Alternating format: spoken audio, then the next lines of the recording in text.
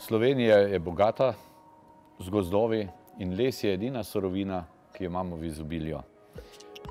Zato smo se pred 6 leti odločili, da začnemo ozaveščati Slovence, in zato sem se pač odločil in predlagal, da v Cankarjevem domu naredimo prireditev Čar Lesa, kjer ob programih za otroke, srednješolce in odrasle predstavimo, kaj vse lahko iz lesa naredimo.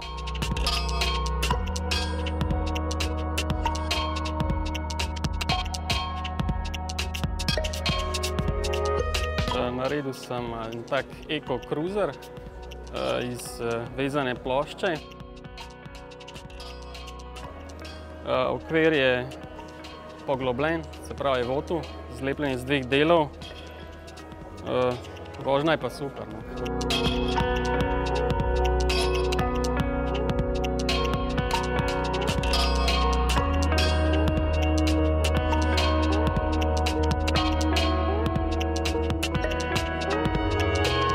Cela zgodba je pač zasnovana na recikliranju vinskih lesenih sodov, ki so bili zavrženi ali pa namenjeni za opeč za kurjavo.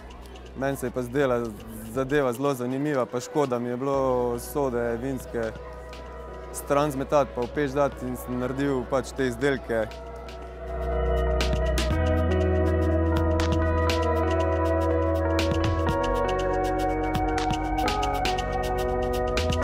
Klop je hrastovina.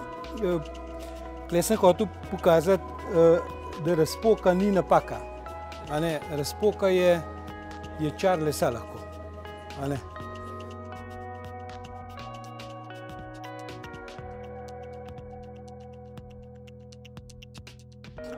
Kaj meni pomeni les? Saj les je narava, les si ti, les sem jaz.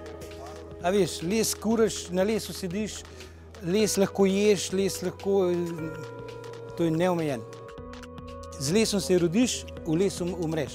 Kaj hočeš? Zakaj pravzaprav pa jaz čutim to svoje naklonjenost do lesa? Sem biolog in les dojamem mnogo širše kot le material.